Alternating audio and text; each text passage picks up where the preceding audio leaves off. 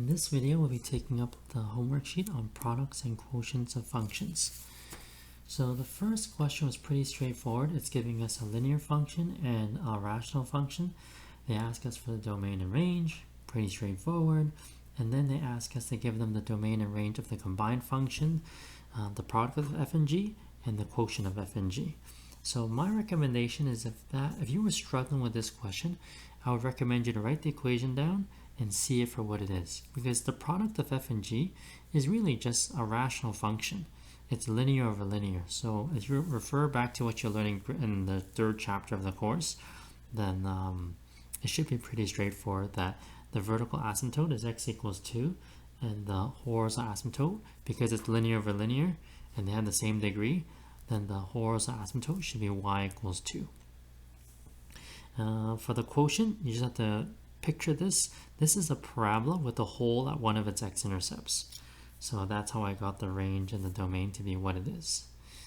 I also want to state that the domain of f and the product of f and g, the product of f and g and the quotient of f and g, they're the same because g is never equal to 0 in this case. So since g is never equal to 0, then the domain of the product and the quotient are the same. Okay, so for question 2, it's very similar to question 1. I will add that question 2 has a part where I don't expect you to know without using the graph. So for 2c, they ask you for the range of the quotient of f and g. And I definitely do not expect you to know how to find that algebraically. So the expectation here is that you graph it and then just estimate the range. 2D is also nice because they really want you to remember when is cos x equal to 0. So hopefully you remember it's at an odd multiple of pi over 2. And I put a restriction on k. Not only is it an integer, k has to be greater than or equal to -5 because of the domain here. X is greater than or equal to -5.